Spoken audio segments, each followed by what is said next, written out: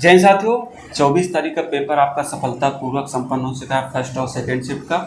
तो क्या आपका औसत स्कोर रहा उस पर चर्चा करने वाले हैं और कितना जो है इस शिफ्ट में आपका सेफ हो सकता है। जैसे आपका 23 की शिफ्टों में जैसे पेपर आया था वैसे ही 24 का शिफ्ट का पेपर आया था। तो ओवरऑल दोनों शिफ्ट का लगभग 19-20 का ही फर्क देखा जाएगा अगर आप देखते हैं वैसा ही आपका रहा। तो जिनका 25 में है और 30-31 वाले घबरा नहीं, क्योंकि पेपर किसी को भी नहीं पता कि पेपर कौन सा कब किसको दिया जाएगा। हो सकता है 30-31 वालों को इससे इजी पेपर मिल जाए, क्योंकि पेपर किसी को नहीं पता है कि कैसा पेपर है। क्योंकि लेकिन एक चीज़ देखा जाए तो पेपर का लेवल सभी का बराबर रहा है, बहुत ज़्यादा आपको डिफरेंस देखने को नहीं मिला। 4 शिफ्ट से आपको पूरा समझ में आएगा कि आपके मानसिक रुचि नहीं आएगी। जैसा कि मैंने आपको पहले ही बता दिया था, आपको बड़ी बड़ी मैराथन के पीछे समय नहीं बर्बाद करना। और वैसे भी मैंने आपको कहा था कि इतने हार्ड मॉक टेस्ट लगाने की ज़रूरत नहीं है। जिस हिसाब से वो लोग बना रहे थे उस हिसाब से आपका पेपर का पैटर्न नहीं फॉलो किया। इसलिए हमेशा कहा था कि प्रीवियस ईयर से समझो। प्रीवियस ईयर ही होती है एक मुख्य भूमिका एग्ज़ाम को समझने के लिए, क्योंकि जो भी कंपनी आती है वो प्रीवियस ईयर उठा के देखती है और इसी हिसाब से पेपर पैटर्न को समझती है। ठीक है, तो इस कंपनी ने क्या किया कि आपके जो अभी इसके पहले पेपर फरवरी में, तो उस हिसाब से पैटर्न से कुछ अलग बनाया। तो बाकी देखा जाए तो ओवरऑल इसने क्या किया है कि जो 18-19 में थे मैथ रीजनिंग उसी हिसाब से दिया है। कुछ चीज़ें इसमें मैथ का लेवल बढ़ा दिया है, बस इतना चीज़ें। हाँ, पहले कि आप कंपेयर मत करें, क्योंकि 2018 के हिसाब से वो मैथ बहुत सही था और इस 24 के हिसाब से देखा जाए तो ये चीज़ें हैं। क्योंकि अब आप लोग को अच्छा कंटेंट मिल रहा है, तो ये अगर आपने सही से किया होगा तो आप कर सकते हैं। और बाकी यहाँ एक्सपेक्ट करें कि लड़कियों में कि उनके साथ धोखा हुआ काफ़ी बड़ा, क्योंकि वो लोग क्या है मैथ सब्जेक्ट को छोड़ के चल रही थी और यहाँ आपका जो है जीएस ने भी धोखा दे दिया। और मैथ तो आपको धोखा दे ही रही थी और जीएस ने धोखा दिया। तो इस पेपर में ओवरऑल देखें तो मैथ और जीएस का संपूर्ण रूप से दबदबा पूरे पेपर में बना हुआ है। तो लड़कियों में देखा जाए तो आप मैथ से तो पहले ही पीछे छुड़ा रही थी और जीएस ने भी आपको एकदम धोखा दिया। तो लगभग देखा जाए तो आप लोग 18 से 20 जीएस में कर पा रही हैं। तो लड़कियों का एक अटैम्प्ट देखा जाए तो 90 तक क्वेश्चन देखा जाए तो वो आ रहा है, जिनके मॉक टेस्ट में यहाँ 115 तक होते थे। तो काफ़ी ज़्यादा डिफरेंस होता है। मैंने पहले भी बताया था कि आपकी कट ऑफ इतना ज़्यादा नहीं जाएगी, बस आपको एक डर का माहौल बनाया जा रहा था पहले से ही कि कट ऑफ हाई जाएगी। तो अब आपको समझ में आ गया कि कट ऑफ कितनी हाई जाने वाली। खुद आप पेपर देख के समझ में गए होंगे कि आपकी कट ऑफ कितना जाएगी। मुझे बताने की ज़रूरत नहीं इस चीज़ का। इसलिए कह रहा था कि सेल्फ स्टडी पे भरोसा रखो, ज़्यादा मैराथन के चक्कर में मत भरो, किताबों से पढ़ो। सारा किताबों से ही आ रहा है। जीएस की मैंने बात कर रहा हूँ, लेकिन अगर मैथ को अगर अपनी बुक से सही से कंप्लीट किया, रीजनिंग को किया, तो उन्हीं किताबों से। हिंदी पूरी राजपाल यूनिवर्सल बुक से किया है।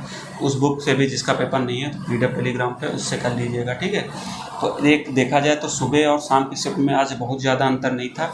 मॉर्निंग की शिफ्ट में देखा जाए तो जीएस का एवरेज 18 से 20 ही रहा है और शाम को भी 18 से 20 रहा है। हिंदी 30 से 32 रहा है जो पढ़ा है, और शाम को भी 30 से 32 रहा है। मैथ का देखा जाए तो 20 तक किए हैं, जो ठीक ठाक पढ़ने में थी, क्योंकि क्वेश्चन का लेवल थोड़ा ज़्यादा था, मतलब समय की वजह से लोग नहीं कर पा रहे थे। और रीजनिंग का भी 38 तक ही लोग कर पा रहे हैं, 38 से 40 के बीच में ये सबका औसत रहा है। तो एक देखा जाए तो बॉयज़ में एक सेफ अटैम्प्ट आपके लिए 105 है। अगर आपने 105 तक आपके सही हैं तो फिलहाल आप रनिंग की तैयारी शुरू कर दें, आप फिजिकल के लिए क्वालिफाइड हैं बिल्कुल।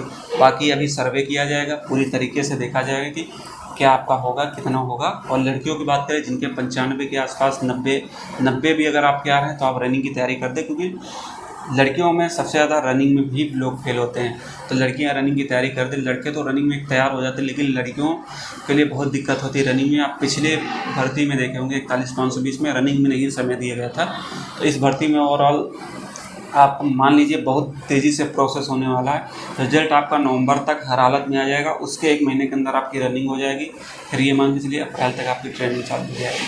तो इसलिए कह रहा हूँ कि अभी रनिंग की तैयारी शुरू कर दें। जिसके लड़कियों में 180 के आसपास आ रहे हैं, ओबीसी 170, 175, ईडब्ल्यूएस 170 के आसपास, एससी में 150 के आसपास, एसटी में 120 के बाद। और लड़कों में बात करें जिनके 210 बन रहे हैं जनरल में, लगभग ईडब्ल्यूएस में 205 बन रहे हैं, मतलब ईडब्ल्यूएस में 202 और ओबीसी में 205 के करीब, एससी में 180 के करीब, एसटी में 160। ये लोग दौड़ना चालू कर दे। किसी के बैकग्राउंड में ना कोई बताना है, क्योंकि सारे धुरंधर जो है पेपर में फेल हो चुके हैं। बताने दीजिए कि जो क्या बताना है। आपने यहाँ तक हम पे भरोसा किया है, तो एक बार इस बार भी भरोसा रखें। मैंने आपको पहले भी कहा था कट ऑफ आपकी हाई नहीं जाने वाली, लेकिन आप लोग मजाक उड़ाए उस चीज़ का। ये कह रहे थे कि कट ऑफ 230 जाएगी, नहीं जाएगी। आपको खुद सामने प्रत्यक्ष आपके सामने आ गया है पेपर का लेवल। मैंने कहा था पेपर लेवल होने दीजिए, तब समझ में आएगा असली धुरंधर आपके एग्ज़ाम हॉल में समझ में आते हैं, क्योंकि यहाँ सब नहीं कर पाते। आप घर बैठ के बहुत कुछ कर लेंगे, लेकिन एग्ज़ाम हॉल में वो चीज़ें नहीं कर पाते।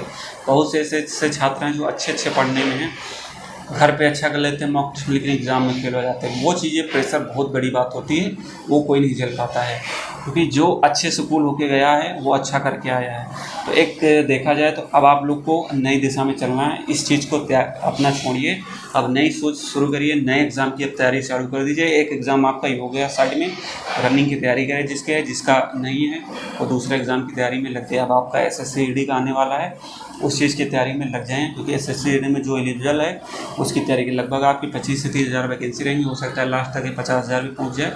अभी आपके पास समय है, दौड़ना शुरू कर दो जिसका समय है। बाकी कोई भी डाउट है आप कमेंट कीजिए, मैं आपके जवाब